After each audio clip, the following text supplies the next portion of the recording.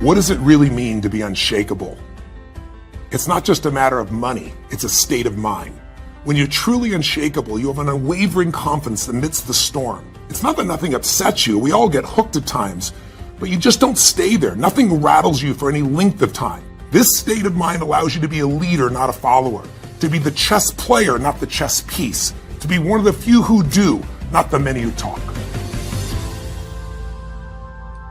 Welcome. I'm Richard Bradley, the editor-in-chief of Worth Magazine, and I'm here with Tony Robbins. He's the co-author of a new book called Unshakable, Your Financial Freedom Playbook, Creating Peace of Mind in a World of Volatility. Tony, thank you. And I want to get right into the book. You talk in most of this book about the secrets to building wealth and how to achieve financial freedom, and it's incredibly effective and very powerful. But at the end, you take some time to talk about the meaning of something that you call true wealth. Yes. And I'm sitting there, I'm reading along and all about building financial wealth, and then all of a sudden you throw me this curveball. Wait, financial wealth versus true wealth. What does true wealth mean to you? First of all, I would have felt remiss if I wrote an entire book on building wealth and I didn't talk about psychological, emotional, spiritual wealth, because what do we want when we say we want money? You want little pieces of paper with pictures of deceased notables? I don't think so, right? You want what you think money's going to give you, freedom or security or, opportunities for your family or the ability to contribute to other people. I mean, money can be portable power. Money can be a lot of things, but it's whatever we make it up. I mean, it's almost like a shapeshifter. Whatever you throw on money, it's what it becomes. I always tell people money just makes you, it doesn't change people. It makes you more of what you are. If you're mean and you got a lot of money, you got more to be mean with. If you're truly generous and that's your nature and you have more money, you'll be more generous. I mean, there's more resources that are coming through you. But to me, really what we're talking about in real wealth is what is it that makes you feel truly abundant? What makes you feel totally alive? What's life on your terms look like? Because everyone's different. Some people's idea of wealth is a beautiful home with a white picket fence and 3 beautiful children. Some people's idea of extraordinary life is writing beautiful poetry or growing a garden or building a multi-billion-dollar business and employing people and producing resources. There's no right or wrong. The question is, what's going to light you up? Because I can't tell you how many people, including billionaires, I interviewed 50 of them over a period of 3.5 years, and I would not say they all aren't happy, because that's totally not true. You can be rich and happy, you can be poor and you can be happy. Problems are not, I always tell people, problems and happiness have no relationship. You can have tons of problems and be happy. You can be rich and unhappy. Exactly right. You can be that one. Does happen. So really we're talking about true wealth is between your ears. It's your brain and your heart working together, and it's defining what does life on your terms look like, and then putting a plan in place that really makes that happen, and then making sure you're truly enjoying along the way. Because to me, there's nothing worse than an angry rich man or woman. You want to slap them. They got every resource on the planet. But the challenge is we all have a 2 billion-year-old brain, and it's basically not trained to make you happy. Your brain is trained to make you survive. Right. So survival means I got to look for what's wrong all the time, be prepared for it so I can fight it or flight from it. And in reality, we don't have a saber-toothed tiger to fight off anymore. So now people get stressed, even when they have money, because they think about, what are people thinking of me? Or do I have enough money? When, the average American who's in dire straits, and I don't want to see anybody in dire straits. You know what? I feed 100 million people a year for the last 2 years. I'm going to feed 1 billion people through my partnership at Feeding America over the next 8 years. I care. But I also know that if you're in poverty in this country, you're in the 1% of financial people. You're not the 99%, you're 1% of the world. Right. So the resources are available, but what we don't do is appreciate it enough. We let little stuff stress us out and big stuff stress us out. So in the book, the last chapter of the book is how do you organize your life so you don't just wait till someday when you have a certain amount of money and then you're happy, because a lot of people get that amount of money and then they go, is it still enough? Or what don't I have? Or what's happening with my family? They still find a way to be stressed. So money's not the solution, it's a vehicle. And if we use it right, it can enhance the quality of life. But we've also got to control these two things, the head and heart, in order to have the quality of life that we really deserve. So presumably that situation of having achieved true wealth is going to be different for everyone, right? Yeah. I mean, we all have our own idea of what an extraordinary quality of life is going to be, what that financial freedom is going to help us to do and to achieve.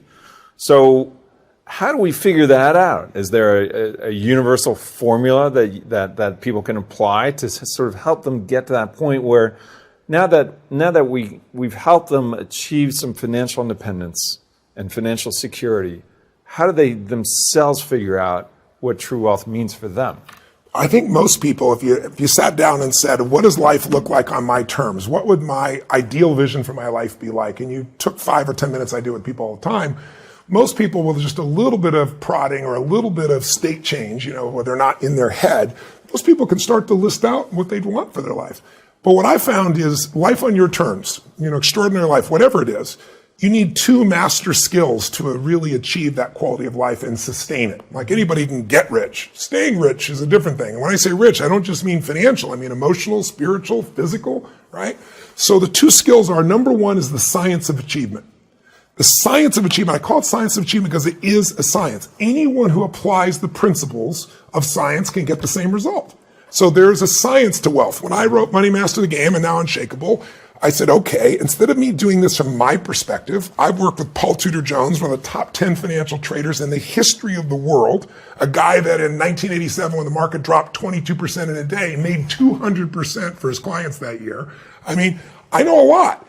But what if I go to everybody? What if I dig under everybody and find out what it is? And what I found was all these people invested in different ways, but there were certain fundamental things in common. We call them the core 4 in this book here. And I began to share those and I started to apply them for myself. Same thing with health. Everyone is biochemically unique, right? But at the same time, there's certain fundamentals that you and I, while we're unique, if we violate those rules, it's a science. You're going to have disease or low energy, dis-ease in your body, right?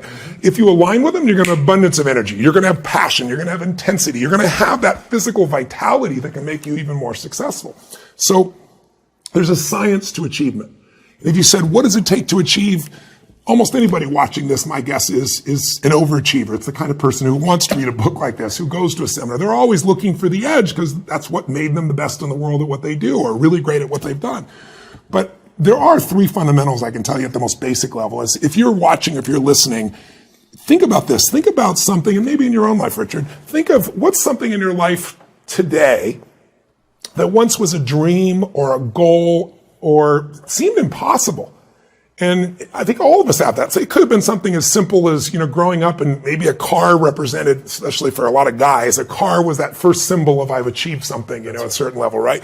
And you got that car and it seemed impossible. Or the job, or starting your own business, or a relationship. Mm-hmm. Can you think of one in your own life, something in your own life that was once seen impossible, but is now, part of your life? Absolutely. Yeah. So what was it? Can I ask? Well, I think it was probably writing a book. Yes. When I was a kid, I was a big reader, and I always dreamed of writing a book, and I never quite believed that I could do it. I've subsequently written 3. That's awesome. Still can't quite believe that I did it, but it's always an inspiring thing for me. And so I look back and I think, wow, there was no guarantee that I was ever going to do that thing that I dreamed about in childhood. Yeah. It's amazing to me that it happened. Well, I love that. It's a perfect example because what seemed difficult or impossible or seemed beyond, you now live. Some people don't even take those things for granted. They dreamed of having a date with this person or making love with this person. Now they're married. Good morning, good morning. There's nothing there. The law of familiarity is the thing we also have to watch out for if we want to be fulfilled, because the law of familiarity says if you're around anything enough, you tend to take it just a little bit for granted. You got that brand new car. It was so exciting. That new car smell. You drove by the plate glass windows in the bank and saw yourself there. And then you get your first scratch and your brain goes, oh my God, I can't believe this. And you're so upset, but you have to get over it. So you try to forget about it. And it's so painful. And then you get your second scratch. By the time you get your 4th scratch, it's a car. No, that's right. It's changed. So familiarity gets in the way of it. But what I say to people is the way you achieve, and tell me if this was true for you. I always tell people if you look at the most basic key to achievement, it's that you become obsessed about something. You start to think about it constantly. You start to desire it. In other words, you focus on it. Focus is power. Wherever focus goes, energy flows. And so most people are focused on what they don't want instead of what they do want, so they experience more of that. So if you get obsessed about something, you can't stop thinking about it. Your brain kicks into gear to try to figure out how to do that, even if you don't have a plan. I've talked to so many people and said, what's something you couldn't get out of your head? You wanted it so bad, it seemed impossible, and yet somehow it came together. The reason is there's a part of our brain. It's called the RAS, Reticular Activating System. Big words. We call it RAS for short. It's the part of your brain that notices things. That there's millions of things going on around you, millions. There's pulsation in your ear you don't think about, to mention the skin touching your clothing, the people walking by.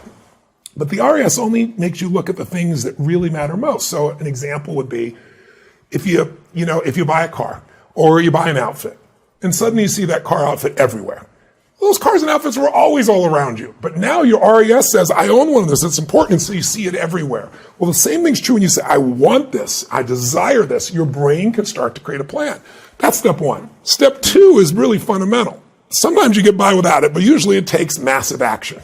If you dream about it, you put your focus in it, you want it, all of a sudden your brain goes crazy, you start reading a book, you talk to people, you ask resources, you go on the web, you do the research. And if you take massive action strongly enough and you keep changing your approach when it doesn't work, if you flex your approach, you'll find what's effective. So step one is obsess, get totally focused, unleash your desire, that gives the energy. Step two is not waiting. It's massive action, keep changing your approach until you find effective execution. If you're running east looking for a sunset, I don't care how positive you are, you're not going to see the sunset. It's the wrong strategy, right? It's just not going to happen. So you got to have a proven strategy, and you can get there faster, same way I've done it with these books, is saying, I could go this, or I could spend 4 years, interview 50 of the smartest people in the world, all billionaires that started with nothing, and find out what they did, and compress decades into days. That's really the purpose of everything that I do. So when you have that plan and you keep changing your approach, I always tell people, how long would you give your average kid to learn how to walk? Before you turned to the kid and said, dude, it's never going to happen. You're not a walker. Just give it up. Right? People go, you're crazy. My kid's going to keep trying until. Well, that's really step two. You keep changing your approach until you find it. And then the third step to achievement really is as simple as it may sound. If you're obsessed, you know what you want, you're taking massive action. Maybe you modeled somebody, figure out the right action so you get there quicker, and you're executing. You still need a little grace. Some people call it luck. You could call it God. But I really believe that there's the part we do, and then there's the part that comes to us. But I do know grace shows up a lot more when you do the first two steps on your own. And grace shows up a lot more when you acknowledge grace in your life. When you acknowledge that I was born in a world where I didn't have to build this internet that I can pull out of my pocket the answer to anything on earth. I'm driving on streets I didn't pave. I'm reading books I didn't have to write. That's the gift of our lives. And I think when we experience that grace, we don't just experience more achievement, but we start to experience more fulfillment. And grace not only affects your ability to get there, but it affects what you do and how you live once you are there. It really determines the quality of your life, because unless you live in a state of gratitude, I did an interview with Sir John Templeton, who, as you know, is one of the first billionaire investors and just a brilliant man. He came from nothing, and he donated, I think it was $750, they still do it, the Templeton Fund, I think it's $750 million a year. It's bigger than the Nobel Fund that he donates. And one day I asked him, I said, what is the secret to wealth? And he looked at me, paused, this big smile, and his eyes got really bright, like they always did. And he said, Tony, it's what you teach. I said, well, I teach a lot of things, which thing? And he said, gratitude. He said, because you and I, Tony, know billionaires that are miserable, and it's because they're not grateful for what they have. And we both know people have no money, seemingly, but they're so grateful for their health, for their husband, for their wife, for their children. They're so grateful to God. They're so grateful for their life that they're rich. So I think it starts with that gratitude. It starts with that connection to grace, as simplistic as that sounds. And so it's not enough just to have your financial plan. You can have all the money and be miserable. Let's have the money and be really rich emotionally, psychologically, and spiritually. Well, and it's hard to imagine somebody becoming financially rich, becoming even, say, a billionaire. But if they lack that element of grace, it's hard to imagine them actually being happy. Well, you bring up what I think is the second most important skill in life, right? To have extraordinary life on your terms, science of achievement. Second skill, the art of fulfillment. It's art, not science. And the reason I call that art, not science, is there are specific rules of the game to make money or lose money. There's rules of the game to get healthy, right? When it comes to fulfillment, we're all totally unique human beings. And a story I often share with people, because it was so stunning to me personally, a great example of this is, like, you look in the environment, you look in the forest, you'll see what God or the universe loves, whatever your belief structure is. It's diversity. Everything's diverse. Nothing's the same, right? The same thing's true with people. You, and even your wife or your son or your daughter or your best friend, even though you love each other, different things are going to fulfill you. And if you don't know what fulfills you and you're succeeding, I always tell people success without fulfillment is the ultimate failure. Mm-hmm. And I get the calls so often from, the CEO, from the the Grammy winner or the Oscar winner who achieved all they want, and then their brain went, is this all there is? Because they achieved, but they weren't fulfilled.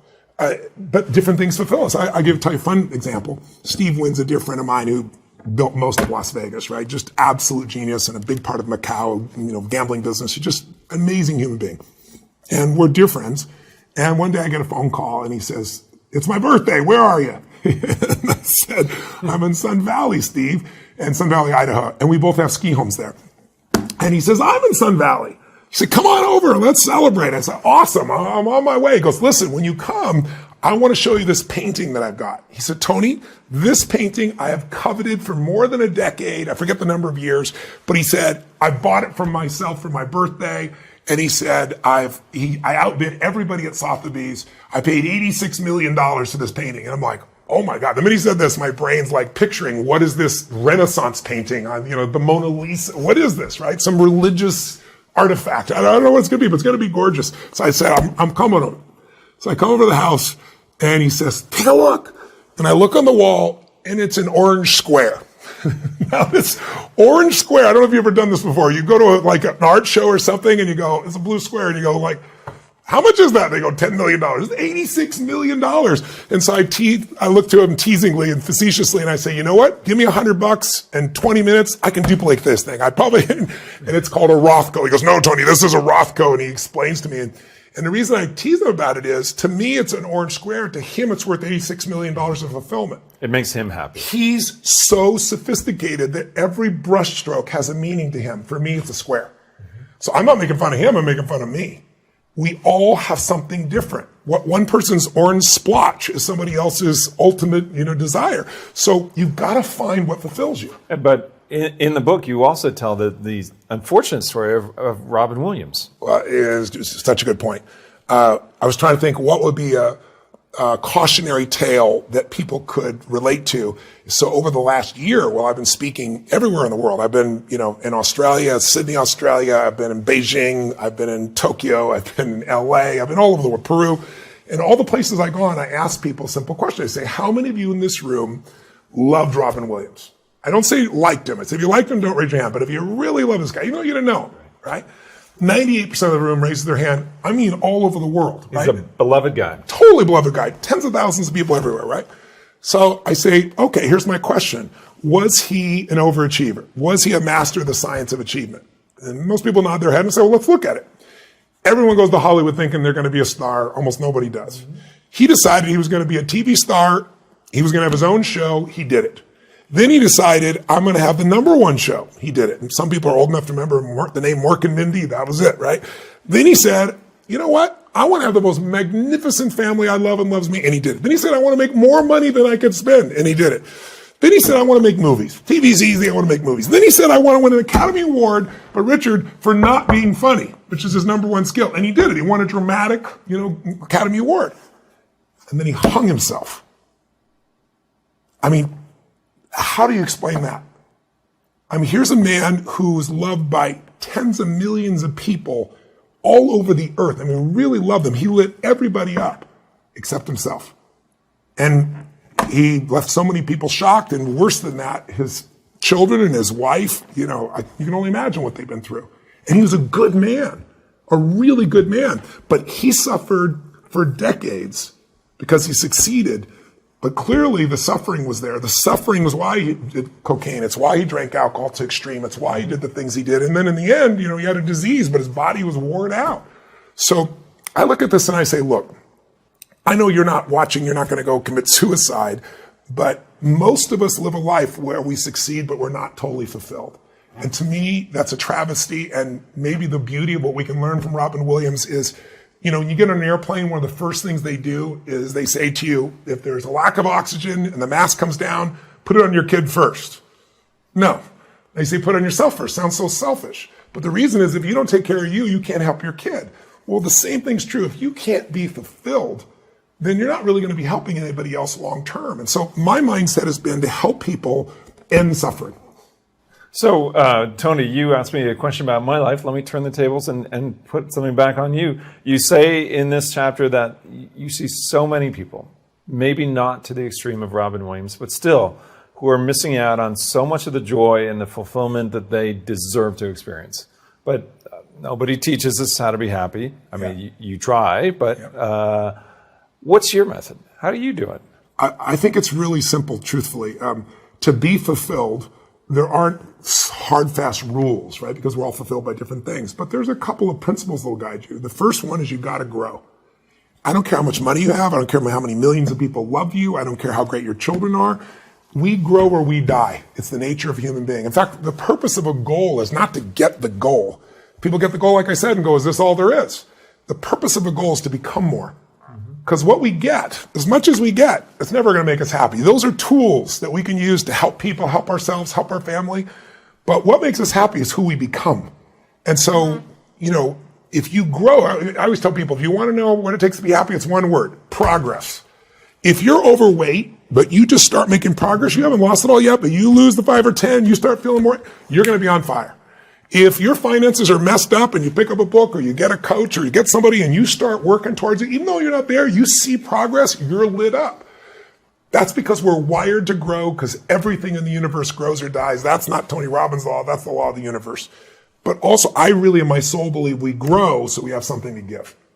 Because when you look at what makes us really happy, you can only feel so good by yourself with alcohol or drugs or sex or whatever. Music, all those are beautiful, wonderful things. But most of us, when we have a great experience that lights us up, what's the first thing we want to do? Share with somebody we love. Why? Because when you share it, it magnifies. Relationships magnify human emotions. And so, for me, the real focus is showing people how to really get so that they grow and they give, they contribute beyond themselves. I'm more on fire. I wrote this whole book, and I wrote Money Master. I've spent the last, 5-6 years giving away $10 billion. I didn't make a penny from any of this, but I've been more excited about feeding 1 billion people than any freaking house or car or plane or anything else that's there, because there's just so much more meaning when it's not about just you, when your life is about something larger. But here's the challenge. I said earlier, we have this 2 million-year-old brain, right? And it's looking for what's wrong to help you survive. Right? It's always looking for what's wrong. It's not going to make you happy. So for years, I've taught people how to go into a peak state, athletes, business people, presidents of countries. Because when you're in a peak state, think of it as like a high energy state where you feel extraordinary, where you're really the master of your world. When you're in that state, producing results is easy and you have tremendous energy. If you're in a low energy state and you love somebody, let's say in an intimate relationship, two people can totally love each other, but if they're frustrated, they're overwhelmed, they're stressed out, they're worried, they're in a lower energy state, then what happens in that low energy state is you'll say things and do things that'll hurt this relationship without even meaning to. Good people will say the wrong things when they're pissed off and frustrated, and you can't take it back. So I've always taught people, live in a peak state. Train yourself to be energy rich, not energy poor. Poor financially you can solve. Poor energy, you have nothing, right? And then I was in India a couple of years ago with a friend of mine. His name was Christian G. Known him for years. And he said, Tony, the whole thing you teach about peak state and energy rich versus energy poor, he goes, I believe it 100%. But he goes, I have a little twist on it language-wise. And it really pierced me when he shared it with me. He said, what if peak states versus lousy states, or energy rich versus energy poor states, what if we switch those two words for beautiful state, peak state, anything that's beautiful? It could be happiness, it could be joy, it could be creativity, it could be fun, it could be being driven, it could be hungry, like emotionally hungry, it could be grateful. Those are one states. What if every emotion you ever felt was either a beautiful state or what you call low energy, we call a suffering state? Now, you and I are overachievers. Most of our listeners are overachievers. We don't suffer, just like, overachievers don't have fear. They have stress. I always tell people stress is the achiever word for fear. You go, I'm all stressed out. How come? I got to get this done. Well, what if you don't? But I got to get it done. But what if you don't? It'll fall apart. What if it falls apart? Well, then it'll fail. What if it fails? Then I'm a failure. If I follow the trail of your stress, it'll take me to your deepest fear, right? So what I try to do with people is I try to show them that if you want to change your life completely, you got to acknowledge that you do suffer. And if you'd asked me 2 years ago, do I suffer? I would have laughed at you. Not in an ego way. I just go, are you kidding me? I have this incredible mission. I get to work with millions of people. I have 4 magnificent children. I have a wife that I adore. I'm physically fit. I'm financially free. I do not suffer. But if you take this new definition and you can be honest with yourself, I did experience stress, frustration, overwhelmed, pissed off. In fact, I realized at one point, Richard, that my happiness was really cheap. All I had to do, I was reaching for it in my pocket here, it's missing. All I had to do was have my phone because I have 31 companies. We do $5 billion in sales annually. We're in 7 radically different industries all around the world, 1,200 employees. What's the chances that right now someone is screwing up in one of those companies, i.e. not doing what I think should be done? Reasonably high. Yeah, like 100%. Yeah. And if I get a little text in there sometime in that day, it's going to be there. I'll be like, and all of a sudden my happiness will be gone just because somebody didn't do what I thought they should do out of 1,200 people around the world. So, and we all do this. What are the chances that everyone you care about and everyone you interact with is going to do what you want the way you think they should do it the right way all the time? 0. So if the only time we're happy is when people do what we think they should do, or we do ourselves what we're supposed to do, we're not going to be happy very much. I love the way you put it. If I follow the trail of your stress, it will take me to your deepest fear. That's right, because so much of us think about, we live with stress. Sometimes we're proud of stress. Yeah, you're right. We take it for granted. But if you think of it, stress as a symptom of something that's kind of deeper that you do need to address and not necessarily something to just accept or even in a strange way be proud of. Yeah. Right? Suffering. There's some knowledge in that. I think a lot of people, I'd be one of these in the past, that if I was suffering, i.e. if I was stressed out or frustrated or pissed off, I'd say I get stronger, I get better, my mind gets even, maybe it did, but I've learned that I can do that without the stress, and it's usually 10 times better. When you're stressed out, you limit your ability to interact with people. Plus, in a stressed out state, you're not going to connect with your wife or your husband. You're not going to be there for your kids because you're not present. You're in your head and the mind is running the show. And so what I show people in the book and in the chapter is, I have people write down, what are your 2 or 3 most stressful thoughts? The most consistent stressful thoughts you have. Give me one of yours if you're willing to. I'm putting you on the spot. If you want, we can cut it out of this thing. What's a stressful thought that you have? Because we all have them. Right? Well, I suppose, let me think about that, because we all have them. I certainly have them. My most stressful thoughts? Or one of them. I'll lose my job. Okay. I have 2 wonderful kids that I'll fail them in some way. Or I think, actually, now that I think about it, the most stressful thought that I have is that something would happen to my children. That my children would get sick or hurt in some way, or something worse that I can't even talk about. Yeah, and same thing for me, my children and my wife. I would pick the same thing, right? And so, first of all, when I do this in a room with 10,000 people, I'll have everybody write down their 2 or 3 most stressful thoughts, and then we go around the room, and I have people just read their thoughts and tell us what it is. And I'll say, who else has that thought? And you'll see 9,000 hands out of 10,000, sometimes more, raising their hand for like 90% of these. And my point is, what you call your thoughts are not your thoughts. They've been around for millions of years. If I would have told you 100 years ago, we're going to go to the moon and back, you would have called me crazy. The term was lunatic. That's where it comes from. Or you're going to have this little box in the future, and you pull it out of your pocket, and you can push a couple buttons, and you could see somebody on the other side of the world and talk to them. Because invisible waves are going to be circling the earth, and those waves will come into the box, and you can then interact. Witchcraft, it's insane. Thoughts are invisible waves. They've been around forever. And when you get in certain states, you think one thought. When you get in other states, you think another thought. It's like turning the channel. Right. And so what I really show people in the book how to do is how to turn the channel so that you're not suffering and you're living in a beautiful state. But what does it take? Let's just quickly say it. Number 1, it takes acknowledging what's your favorite flavor of suffering. Is it worry? Is it stress? Is it anger? Is it loneliness? Is it boredom? Is it overwhelm?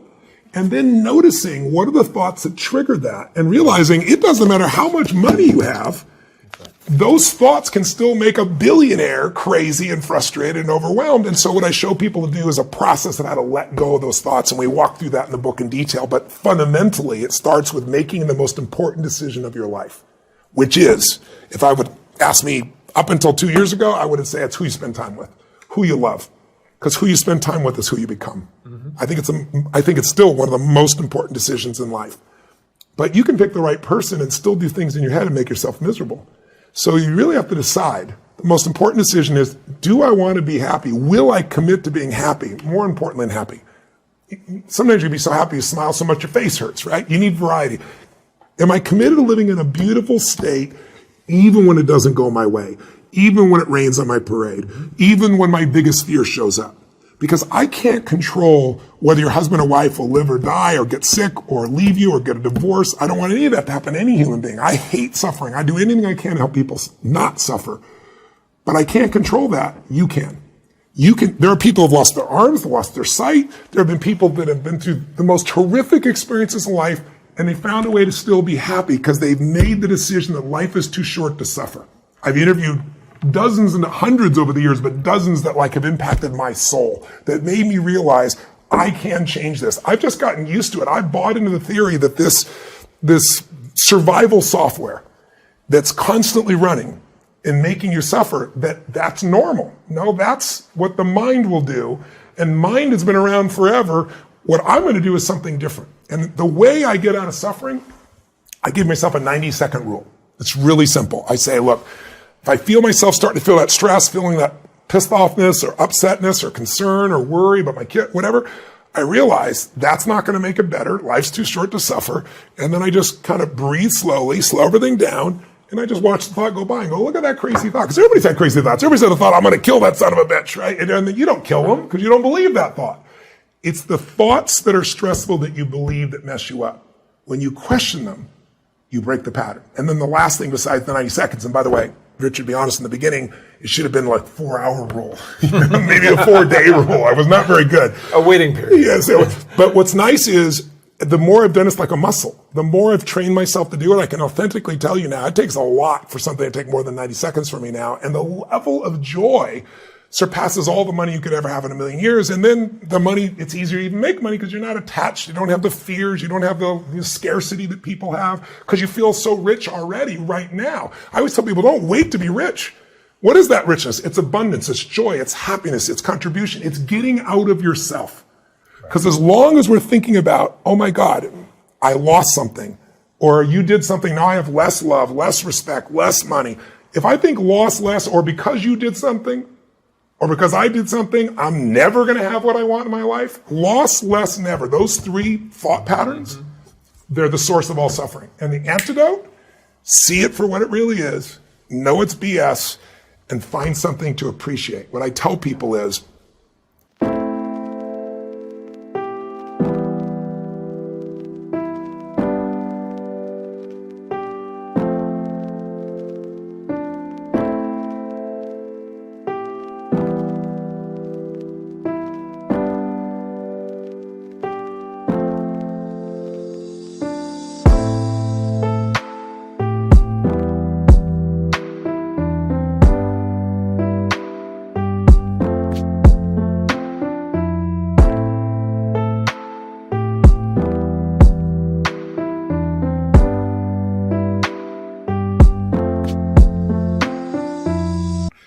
if you want to change your life overnight, I'll give you one example real fast. I'm privileged enough to have my own private jet, and it's a Global Express, so I can go to China nonstop. It's an unbelievable gift. It's having your office in the sky. I'm so grateful to God for it and all my partners and team members that I can have this privilege. But for most of my life, I obviously flew commercial, and I would fly to Australia 3 times a year, which from the East Coast is 40 hours round trip. It's like some people's idea of a work week. It's kind of crazy. And you get on, let's say in LA on the last leg, and it's 14 hours on Qantas Airlines. And I remember getting on there and I get so stressed because I'm like, I'm out of touch with all 31 companies, all my employees. I got to be here for 14 hours. And when I land, it's all going to build up. The emails, the texts, the Slacks, all that stuff, right? And then one day I thought to myself, well, what's stressful about sitting? I mean, what a whiner you are, right, in your head. And shortly after that, I get on it because they don't have internet on the international flights. And I get on the flight on Qantas and they announce, ladies and gentlemen, we have international internet. And people were cheering. It was like God descended into the plane, right? And I was embarrassed. I wanted to stand up and clap. I didn't, but I was feeling it inside. Like, yes, right? Thank God. 12 minutes later, 9 minutes later, whatever it really was, it goes down and it never comes up again. That's it. But here's what's crazy. What do you think happened to people on the plane? 10 minutes ago, it was this miracle. Now people are pissed because it's an expectation. What kind of company does this? What's wrong with the internet? And so my point is, we have become, so much of our life has become about expectation. And if your expectation isn't met, you suffer. If you trade expectation for appreciation, your whole life changes in a moment. In the middle of my stress, there's always something to appreciate. I can appreciate my health, my children, the opportunity. I have this mission. There's so many things. But if you don't change your focus, you'll let the reaction of survival software, this 2 million-year-old brain, make you think your life is messed up, and you'll lose the joy that actually is there.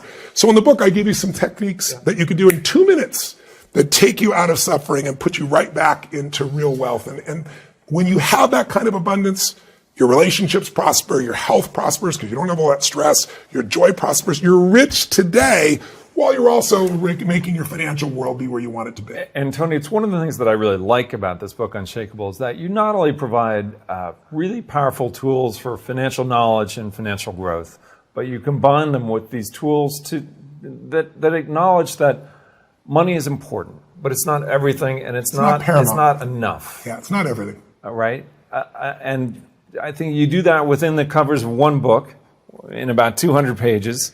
It's pretty remarkable, actually, right? I think people can read this book, Unshakable, and really feel empowered to take some steps in their lives, their financial lives, but also their psychological lives, their emotional lives, their whole beings. Yeah, I really want people. Listen, we're all going to suffer because that's what the mind does, but you don't have to stay there. And what people really want is joy. What they want is happiness. What they want is love. What they want is connection. What they want is to feel like their life matters. And they want to have financial freedom. If you get the financial freedom without all those other things, you're poor. If you do both, you truly are rich, and the riches will show up in the way you live your life and the way you give and the way you love and the way you're with people. And that is heaven on earth for someone who really practices it. Well, Tony, I've really enjoyed talking about this book, Unshakable, with you. I think it's a remarkable book. It's a real contribution. Whatever your level of financial expertise is, I think there's a lot to get out of this book. And it's been a real pleasure and an honor for me to have the chance to sit here with you and Peter Mallouk and do these podcasts and try to communicate these messages that you're getting out that really can make a difference in people's lives. So thank you for that. Well, it's been my honor. I'm grateful you took the time and energy. You're the editor of Worth. So we're both very, very grateful that you help us get this message out. And we're hoping it'll reach as many people as possible. And as you know, we're going to feed another 100 million people this year from this, at least 50 million from this book, and then I'm going to match it. So it's going to touch everybody's lives. That's a triple win is the way I like to play. Congratulations. Thank you, brother. Thank you. Take care.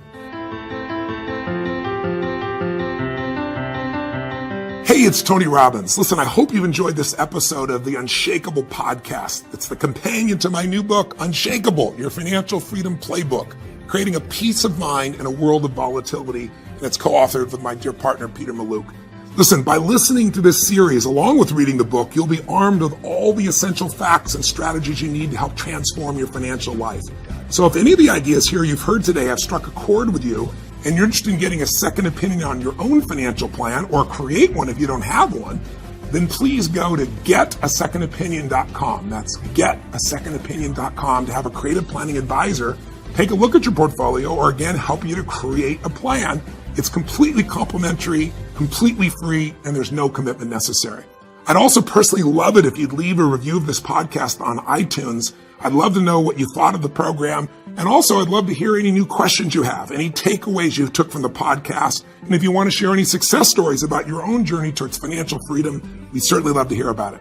For more information about my book and some more related articles, videos, and other information that can help you to create that unshakable state and achieve the financial freedom you want, go to unshakable.com and know that 100% of this book's profits are being donated to Feeding America.